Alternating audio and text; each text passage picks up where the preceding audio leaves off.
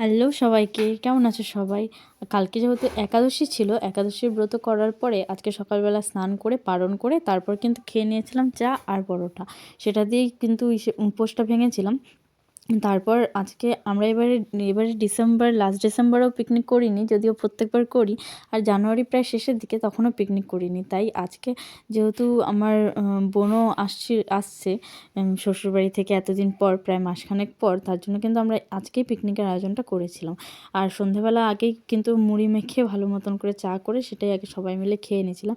এইভাবে মুড়ি মাখা খেতে সবারই ভালো লাগে। যদি সবাই একসাথে থাকে তাহলে তো খেতে জমেই যায়, কিন্তু একা একা থাকলে না আর মুড়ি টুড়ি খাওয়ার মন করে না। তখন ওই ইনস্ট্যান্ট যেটা খাওয়া যায় সেটাই করে নিই, ম্যাগিটাকে। এদিকে দেখো বোনলেস চিকেনের পিসগুলোকে টুকরো টুকরো করে কেটে আমার দিদি কিন্তু ম্যারিনেট করে নিচ্ছে। আর আজকে কিন্তু রান্নাবান্নার দায়িত্ব বসেছে আমাদের বাড়ির ছেলেরা, মানে ওই যে জিজু আর ভাই। এদিকে প্রথমে বেগুনি করে উঠে নিচ্ছিলো, আর এদিকে দেখো কি সুন্দর গরম গরম মচমচে বেগুনি বানিয়ে নিয়েছে। প্রথমেরটাই কিন্তু আমি ট্রাই করে নিলাম, বেশ সুন্দর হয়েছে, ক্রাঞ্চি ক্রাঞ্চি। আর গরম গরম যেহেতু ছিল ভালো লাগছিলো। এমনিতে বেগুন খাই না, কিন্তু ভালো লাগছিলো। আর এদিকে কিছুক্ষণের জন্য আমার ভাই কোথাও গিয়েছিলো, তার জন্য হচ্ছে ডিমটা ভেজে নিচ্ছিলো আমার দিদি। এদিকে দেখো আমাদের গোলাপ ফুলের গাছগুলো কি সুন্দর গোলাপ হয়েছে। এসে কিন্তু এরা দুজন মিলে লেগে গেছে আবার রান্না বান্নায়। জিজু এদিকে চিকেন পাকোড়া ভেজে নিচ্ছিলো, আর ওদিকে পিয়ুষ কিন্তু ডিমের ঝোল রান্না করবে, সেটার জন্যই লেগে পড়েছে। এদিকে এক এক করে দুটো দুটো উনুন তখনই বানানো হয়েছিল ইট দিয়ে। উনুনগুলো কিন্তু ইসে করা নয়, ওরাই তখন বানিয়ে নিয়েছিল আর সেটা ইসে করে নিচ্ছিল। আর এদিকে দেখো ডিমের ঝোল তো প্রায় হয়ে এসছে, ঝোল আর মশলা কষানো হয়ে গেছে, ঝোল দেওয়া হয়ে গেছে।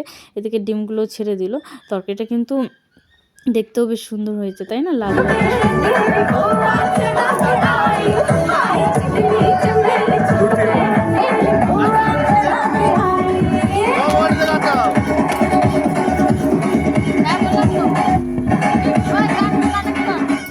লাল গান চালা তোমার মোবাইল দিয়ে।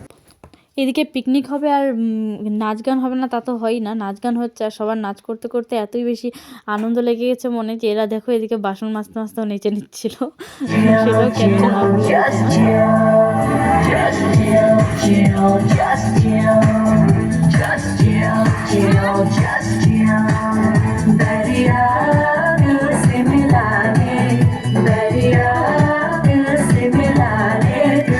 আমাকে একটু বসতে দেখলে আমার দিদি জিজু মিলে বকাবকি করতে শুরু করে দেয়। এদিকে জিজু একটু বসেছিলাম, আবার জিজু টেনে টেনে নিয়ে এসছে যে চল নাচ করবি নাচ করবি।